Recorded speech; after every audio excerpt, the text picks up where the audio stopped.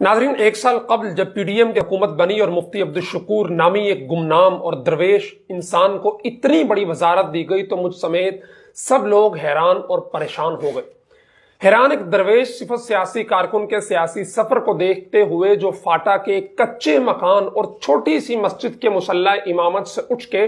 ملک کے سب سے بڑے قانون ساز ادارے پارلیمنٹ میں آیا اور ملک کی بڑی وزارتوں میں سے ایک وزارت کا قلمدان سنبھال لیا، اور پریشان اس بات پہ ہوئے کہ جب ان کو وزارت ملی تو تب زائرین کی طرف سے حج درخواستیں موصول ہونا شروع ہو چکی تھی اور حج پیکج پر کام شروع ہو گیا تھا۔ مجھ سمیت کئی لوگوں کو یہ فکر لاحق تھی کہ مفتی عبدالشکور صاحب جیسے درویش انسان کو سیاسی گرما گرمی اور الزامات کے ماحول میں ایک ایسی وزارت دے دی گئی تھی جس کے سابقہ وزراء سکینڈلز کی وجہ سے خبروں میں رہے تھے۔ ہمارا خیال تھا کہ بیوروکریسی کی چالاکیوں کے سامنے فاٹا کا ایک دیہاتی مولوی ٹریپ ہو جائے گا اور سارا ملبہ بعد میں اسی سادہ لو انسان پہ گرا دیا جائے گا، لیکن وقت نے ہمیں غلط ثابت کیا،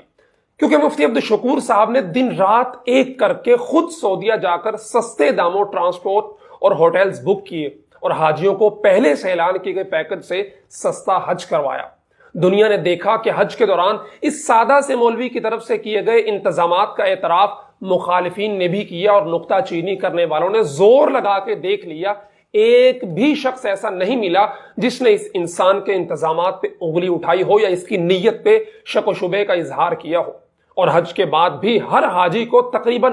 1.5 لاکھ روپے کی رقم واپس کی گئی جو مجموعی طور پہ اربوں میں بنتی تھی۔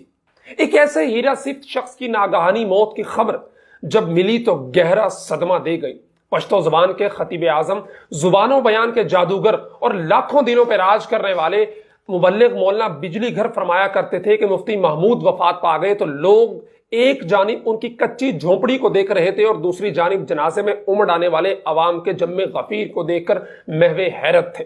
اس جملے کی حقیقت اب سمجھ میں آئی آج جب مفتی عبدالشکور کے خستہ حال گھروندے، پھٹے کپڑے اور چپل میں ان کے چھوٹے سے بیٹے کو افسردہ دیکھا۔ آج کے نام و نمود، مال و زر کی ہوس اور دین فروشی کے اس دور میں مفتی عبدالشکور نے یہ منظر دوبارہ دنیا کو دکھلا دیا ہے۔ اس وقت جب بڑی بڑی ہستیاں ڈالر کی جھنک، کاروں کی چمک اور ریال کی دمک کے آگے اپنی دستاروں میں آتی سرسراہٹ کے ہاتھوں بے بس ہیں اور ٹپکتی رال کو روکنا مشکل ہو رہا ہے، وہیں مفتی عبدالشکور بے نیازی کی ایک مثال بن کر رب کے حضور پیش ہو گئے کہ اسلام آباد تو دور کی بات، پشاور میں بھی ان کا کوئی مکان نہیں تھا۔ باوجود ایم این اے ہونے اور ایک تگڑی وزارت پر براجمان ہونے کے آج بھی ان کا جنازہ اسی کچے مٹی کے مکان سے اٹھایا گیا۔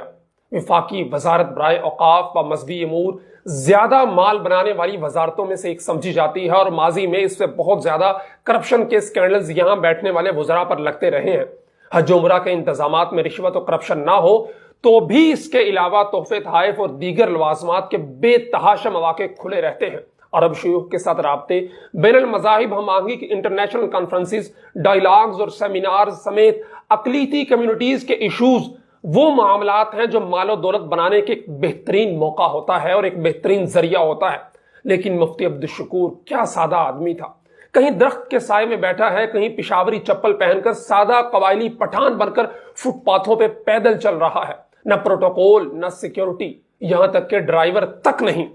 کل ایکسیڈنٹ کے وقت بھی اپنی گاڑی خود ڈرائیو کر رہے تھے۔ کہنے کو تو وہ ایک وفاقی وزیر تھا، لیکن اپنے علاقے فاٹا میں اکثر موٹر سائیکل پر گھومتا نظر آتا۔ کبر و غرور سے دور، سادگی و استغنا کی مورتی بنے ہوئے اس شخص نے کمال زندگی گزاری۔ دنیا کا سب کچھ ہوتے ہوئے بھی فقر و درویشی کی مثال بن کر دنیا سے چلا گیا۔ لیکن افسوس تو اس بات کا ہے کہ پھر بھی کچھ ضمیر کے سوداگر، انسانی خون کے خریدار اٹھ کر صرف سیاسی مخالفت میں باچھیں کھول کر ان کی ناگہانی موت پہ جشن مناتے نظر آتے ہیں۔ میرے نزدیک ایسے عناصر کے چہروں پر لگنے والی عطر سے مفتی عبدالشکور کی جوتیوں پر پڑنے والی گرد و غبار زیادہ قیمتی ہے، کیونکہ ان کی زندگی ان کے کردار کی بہترین گواہی دیتی ہے۔ اللہ تعالیٰ مفتی صاحب کے درجات بلند فرمائے اور ان کی لغزشوں سے درگزر فرمائے۔